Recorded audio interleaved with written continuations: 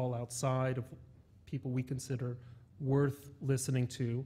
And when you're a guardian of culture, as it were, when you're an editor of a newspaper or a magazine, or you're the president or dean of a university, you get to say who is worth listening to and who isn't. And if Ahmadinejad wants to give a speech, there's probably a corner on Broadway where he can offer his thoughts. I think that is part of the issue that we face today. We think that the answer to intolerance is more tolerance.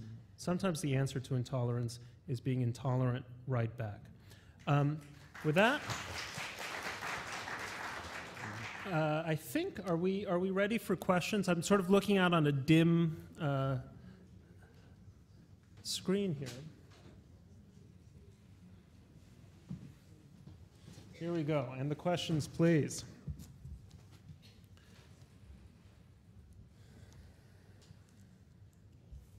Okay, well, why don't we go straight to Omaha? I think I've spent my entire life wanting to say that. Let's go straight to a question from Omaha. And the question is, following the terrorist attack in Mumbai, what inferences or observations can you draw or make that our new president will have to address? It's a good question. And I think it relates to your last statement, that we can't just tolerate for the sake of toleration, that toleration is actually a very important component of liberal democracy, and liberal democracy is based on certain values. So we have to tolerate the other, but we have to tolerate the other, minorities and other cultures and other ways of life, within a context of the rule of law, of equality, of citizenship, and so on. So when groups of people are dedicated to the eradication of part of the population, the eradication of democracy and the rule of law, we have to defend our values and our principles, and we have to, I think at some level, become re-educated and relearn what values we have and what this society and what other Western societies and notions of democracy is about. The rampage, the horrific rampage that took place in Mumbai, just the inhumanity that was demonstrated is profound, and the killing of anybody who is perceived not to be a certain type of Muslim was carried out in a way that is so inhumane I can't describe it, and this should not be tolerated, and this has to be eradicated, and I hope that the new administration will take this seriously. I believe that they will. I hope that they will. But it's going to be a tremendous challenge, and I think that it's going to stretch the resources and the efforts of the United States and other Western countries to take this on. And not only Western countries, but I would say to even save countries or nation states that have been allies or to some extent allies of the West. That Pakistan, for example, is really in a position now where it could disintegrate. Here you have a nuclear power that the state can disintegrate and be taken over by radical Islamicists bent on killing people at a large scale, as we've seen in Mumbai, but to elevate it to a level of a state level would be a disaster. You know, if I can just sort of add a few sentences there. President-elect Obama was introducing his foreign policy team this morning in Chicago, and he made a comment quoting Robert Gates, the Secretary of Defense, saying that Afghanistan is where this war on terror was begun and it's where it will end. I think that's not a particularly apposite, useful statement. The war on terror began in Afghanistan only incidentally because 9/11 took place at a time when Osama bin Laden happened to be in Afghanistan enjoying sanctuary from the Taliban, and not, say, 5 years earlier when he was in Sudan enjoying sanctuary from the Sudanese government. It's entirely conceivable now that Somalia seems to be on the verge of tipping over back into the hands of the Islamists that we could discover that Somalia, which already is creating this piracy problem for us, could become a new haven.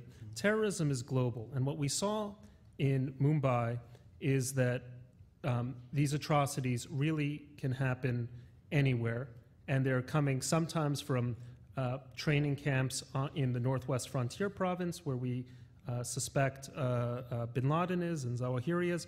But in this case, the Lashkar-e-Toiba terrorist camp seems to have been somewhere in the Punjab, that is to say, really in the Pakistani heartland itself.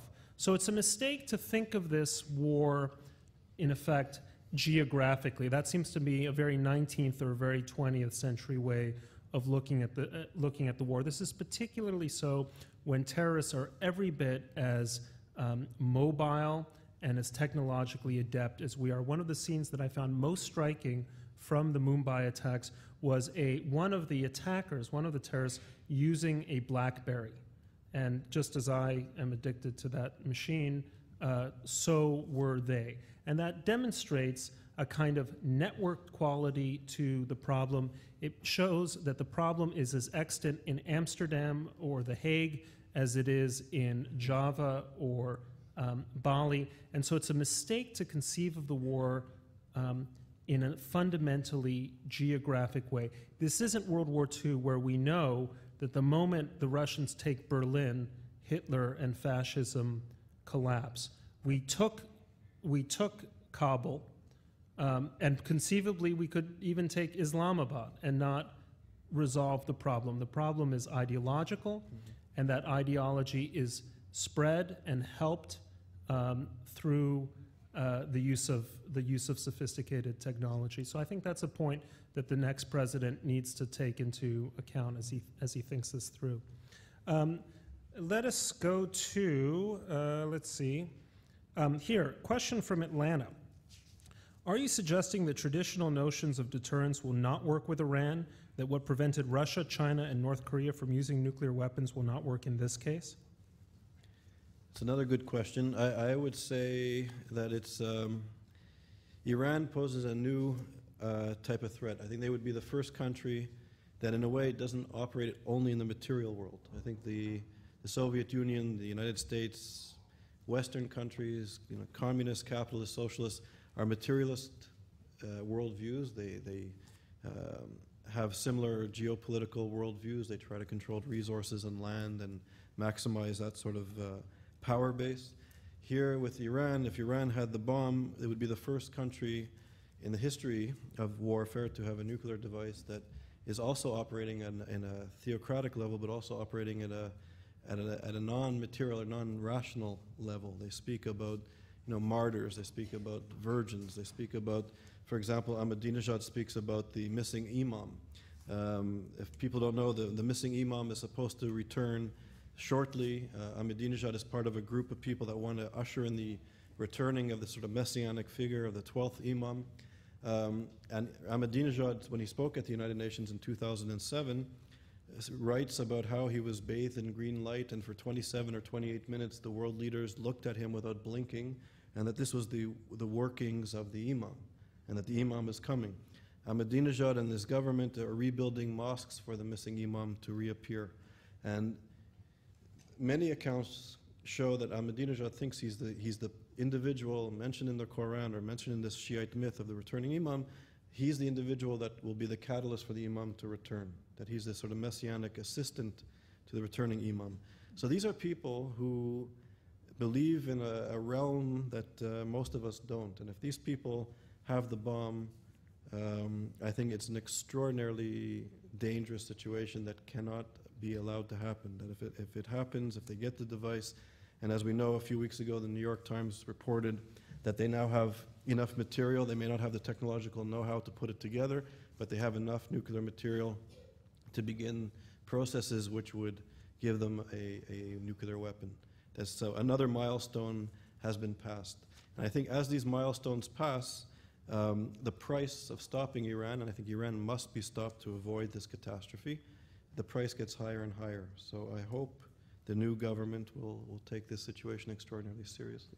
Well, the only thing I would add there, I think there is a mistake in becoming too focused on Ahmadinejad. There's an election coming up in May in Iran, and I once was chatting with an Israeli who said, look, Ahmadinejad has been, I mean, he's practically a Mossad agent. He gives Iran such a bad name that it's very hard to blink. Whereas previously with Khatami, there was real engagement with the Iranians. He presented a very pleasant face to that regime, yet it was under Khatami that we know that the Iranians were in fact secretly moving full steam ahead with secret nuclear programs. So there's a danger in personalizing this, and the Iranians are certainly not stupid.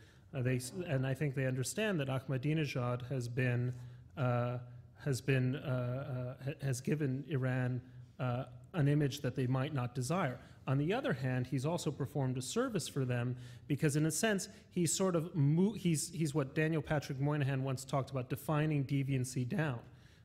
We used to think of Rafsanjani as about as hardline as you could get in Iran, but ever since Ahmadinejad came around, we say, well, we could, hopefully hope for a pragmatic moderate like Rafsanjani. You actually hear that being said. Well, Rafsanjani only appears like a pragmatic moderate in comparison to Ahmadinejad. Right. So I think that's very important. I would just add that it's the Ayatollahs that ultimately have the power. And I think regardless if a liberal or an Ahmadinejad type of character is in power, we really need to understand the worldview of the Ayatollahs who are controlling the Iranian government very strongly. Question from the audience here in New York, and I'm going to answer it, if you don't mind. Do you believe that Israel should destroy Iran's nuclear potential before they develop a bomb? And if not, what alternative is there? The answer is yes to both, and in the following sense. Look, to whoever has asked this question, a military strike on Iran's nuclear installations would be a vastly more fraught, dangerous affair than what was achieved in 1981 at Osirak or in 2007 with the Syrian reactor in the desert. You're talking about multiple sites, well dispersed. We don't even know where everything is, very well defended. It is really on the outer limits of Israel's capabilities to strike. And I know that some Israeli generals have said it's really not a logistical question or a military question. It's a political question. That's I think a bit of bravado. It would be a very difficult thing for Israel to do, and it could involve a major regional war. Now, would that war be worth paying if that were the only option? Would that be a price worth paying if that were the only option? I would argue that it would well be, because in Iran with a nuclear capability is a catastrophic scenario, not simply for the threat that Iran poses, but for the fact that once Iran is a nuclear weapon state, you can be certain that the Saudis, the Turks, and the Egyptians will not be far behind. Not all of those regimes are entirely stable. We have no idea what comes next, and the idea of a Middle East with 5 or 6 nuclear weapon states, where those states either have messianic complexes or they're like Iran, or they're highly unstable and liable for an al-Qaeda takeover like Pakistan, or they're a theocratic gerontocracy like Saudi Arabia, or they're liable for a Muslim Brotherhood takeover like Egypt, and so on. That is not, as they say, a good thing.